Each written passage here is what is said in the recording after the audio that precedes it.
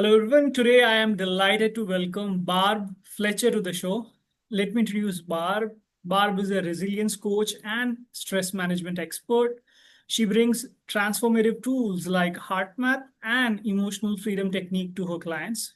Her mission is simple yet profound to help people break the cycle of stress and discover a path to joy, passion, and purpose. Barb, thank you so much for being here today.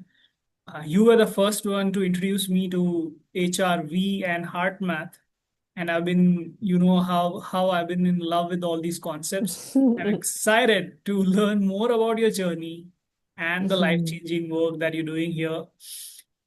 So straight away to the question, what first drew you into working with stress, resilience, and how did you start with heart based practices or heart math Mhm. practices and HRV became part of your approach? So I have a long career as a civil servant and loved that work. It was my passion to serve. And sometimes when we are very passionate about those things, we can find ourselves in an overgiving mode. We burn the candle at both ends. And so I was experiencing stress, and stress was showing up for me in my physical body. I was developing something called TMJ or jaw pain. And so the approach that I took was to visit with the dentist who gave me a guard which would prevent me from grinding my teeth in the night. So I was successful in chewing through the first one. And then he gave me another one and I chewed through the second one and then the third. And after chewing through the third one, his response was, well, the next step is for us to send you to another city 4 hours away, and they'll break your jaw, do surgery, and wire your jaw shut for 6 weeks. And you'll eat with a straw. And I was, I need to take some personal responsibility for the stress that I was experiencing. So that really catapulted me into this journey about what does stress look like? How much impact is it actually having on our body? I had spent my career in health and health related fields. And so even though there were other modalities available that were, helpful in reducing stress, I knew that I was looking for something that had a strong science-based, evidence-based practice. So I stumbled on HeartMath.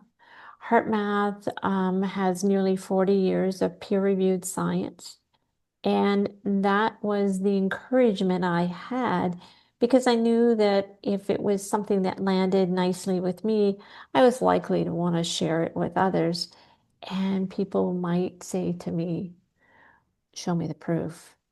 And so I knew that if I had something that had that science-based background, I would feel confident in sharing it.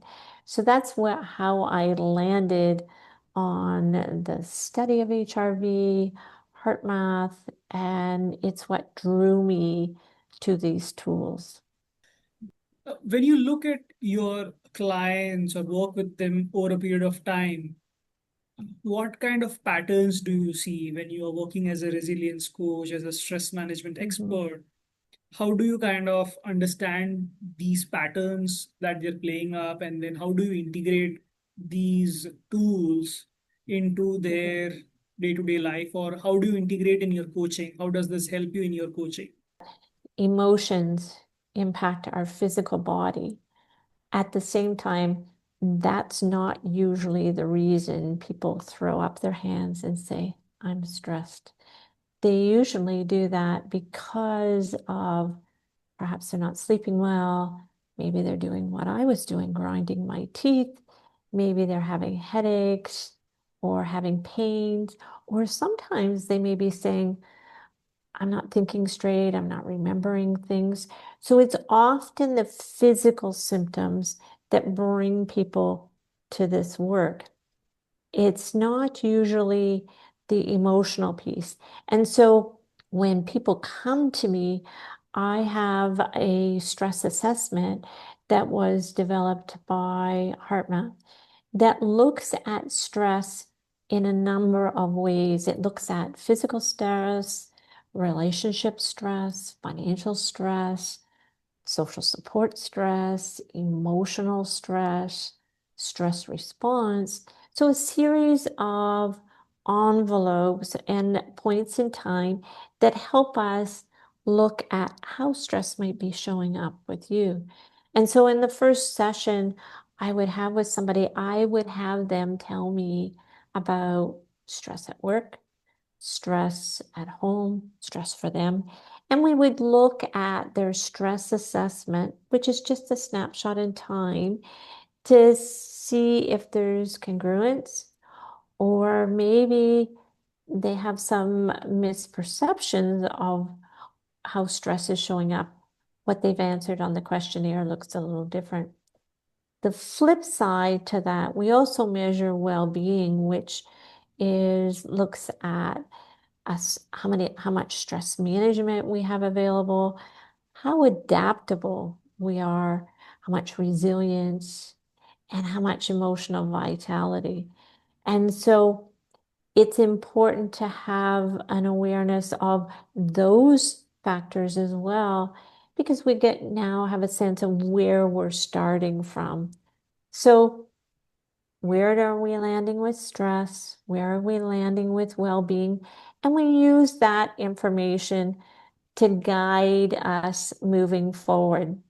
And Barb, you being tech savvy and also now advancing with AI and all those tools, how do you Mhm. see modern technological tools like, data-driven insights coming from heart rate variability or heart rate, these kind of data-driven insights helping your customers? How do you use them in your practices? Mhm.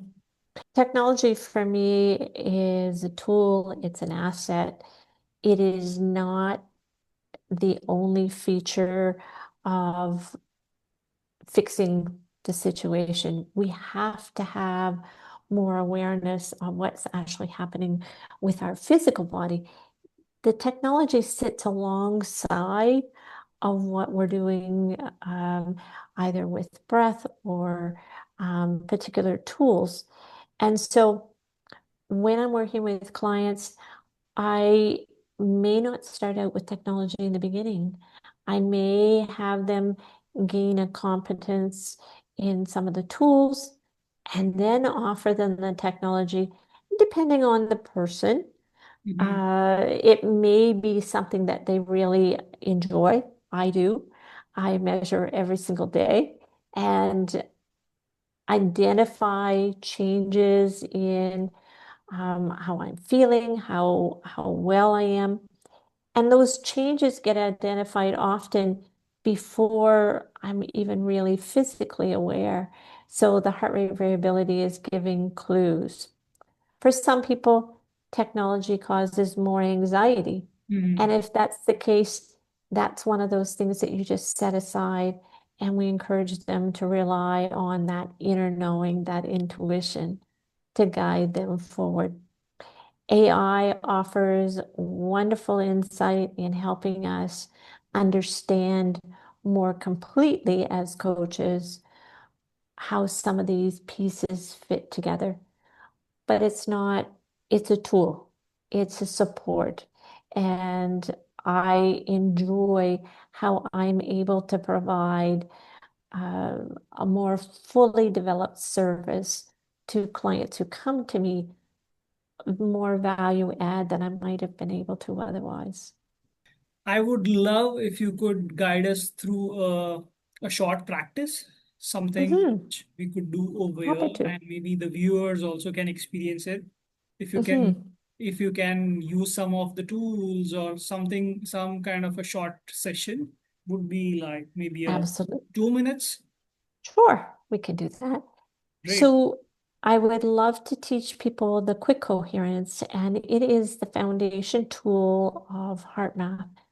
And the magic about quick coherence and about the HeartMath tools are they are intended for just that, being able to use quickly in any kind of situation.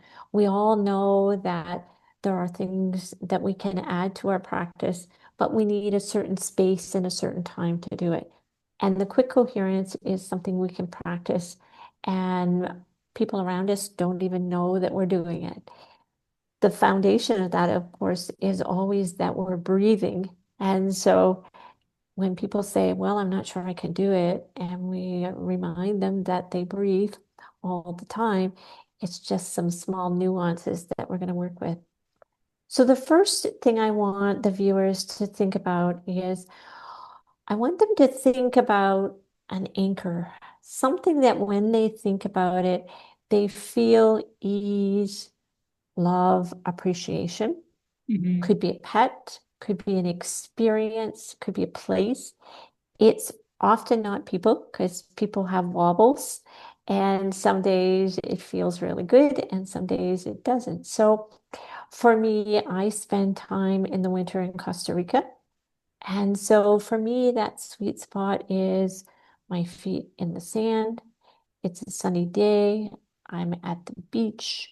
I hear the wind and the sounds of the ocean, and that I can feel anywhere I am. So this tool you can practice with your eyes open, or you can do it with your closed. The first step is we focus our attention in the area of our heart. Now, for people who this may be new to, you can place your hand on your heart area, or you can just imagine that your heart area is on the left-hand side of your chest, and you're just breathing in and out through your heart area. You breathe in and out through your nose a little bit slower and a little bit deeper. So heart focus, heart breath. Can I do one thing? I have my last reading of my HRV, which is at 35, and I'm going to Sure. set a timer for 1 minute. All And right. Barb is going to lead the session. I've just enabled my HRV on my Apple Watch. And Sounds good. there you go. So heart focus, breathing in and out through your heart area. A little bit slower, a little bit deeper. Breathing in and out through your heart area. Now, if your mind happens to have something that pops in, just imagine you have a feather. You're going to just tap it and allow it to pass and bring your attention back to your heart. So heart focus, heart breath. On the next breath, I want you to feel that feeling, that anchor, that feeling of appreciation and love. So heart focus, heart breath, heart appreciation. Feeling that expand throughout your body. Feeling the ease. Breathing in and out through your heart area. A little bit slower, a little bit deeper. What did you notice? Oh, it went up to 61, which is almost double the HRV Mm-hmm. in a matter Yes. of a minute. Here's the important thing. So if you think about you're sitting in a frustrating meeting, and you can do this with your eyes open. 1 minute can change what's happening in your nervous system. So the nervous system is probably confused. It might feel like you've got your foot on the brake and your foot on the gas at the same time. And it's saying, do you want me to go faster? Do you want me to stop? And that's the wear and tear on our bodies that over time create disease, create frustration, create fear, create anxiety. And so, what if for 1 minute, that's all it took for us to sit and shift that, and at the same time, have everyone in the room have no awareness that you're actually doing that? There's also something called as the coherence field, which is Hmm. specifically spoken about in heart math. It's Hmm. like changing the environment or also influencing the field of thoughts around. Can you just give a little perspective Hmm. about that? So, what I say to people often when clients come to me, they say things like, if so and so were different, I'd be fine. And the truth is, the first thing we need to do is influence what's actually happening with inside of us. So once people get in coherence, then what they find is that they actually do have the ability to influence the field that you spoke of. And that shows up. HeartMath has done all kinds of research, but one really awesome piece of research was they had 4 people sitting in a room. 3 of them had been trained on coherence. One of them knew nothing about it. And they asked the 4 people, the 3 people, just to sit in the room and carry on the way they normally would. And the 3 that had been trained, they encouraged them to get in coherence. And the one that was oblivious was carrying on. And they had heart rate monitors on them.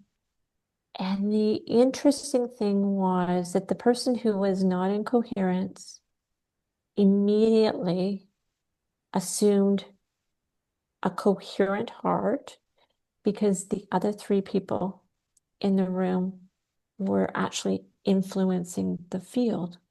They did nothing to tell them about coherence. They just sat in the room together. And so when we are working with other people or when we're wanting to influence the field, the very first step we have to do is to make sure we're in coherence. And then we have the ability to change how people react, how they respond. And we are going to interpret much of that differently as well. And also share, Barb, about the kind of coaching and transformation kind of led experiences that you've done for organizations as well, in terms Mhm. of how you look at why tomorrow's leaders should also be more heart led or heart focused, and what you've seen in Mm. your experience and what you've been doing in that area. It's it's often a difficult situation for leaders to think about teaching people emotional self-regulation. We have a tendency to think that they need skills and techniques to be better leaders. And I often argue that if we teach them the self-regulation skills, the other things will actually fall into place. And I've been working with a team, a smaller team, only 8 people, who really didn't function as a team. Um, but for 2 months, we actually did heart math. And, they were often a bit frustrated because they felt like we should be getting to the meat and potatoes of team dynamics, and I was bringing them back to that emotional awareness, understanding how you show up. What are you influencing the field? If you're having a bad day and that's how you show up in an incoherent state, then it's not surprising that things aren't going quite as much easily as you might like. And so It's we just finished up. They've had a couple of months a break in between, and they've done a new stress and well-being assessment. And the stress in that team actually went down by more than 25%. So it was a significant drop, and the well-being increased probably more than that. And we're going to meet again tomorrow. And now I think they're closer to that position where we can dig into that place where we can have those challenging conversations. Because when we're faced in a situation with psychological safety being number one and trust, if we're not regulated, those two things don't exist. And so I believe that starting with self-regulation is the way to lead. Amazing. This was very insightful. Thanks a lot, Barb, for such a meaningful conversation, and appreciate you taking time to share your wisdom, your experience, and also that short practice really helped me and definitely will Mhm. help all the people who are coming to view this channel. Thanks again, Barb, and I hope in Thank future you. to continue with this conversation. I would like that.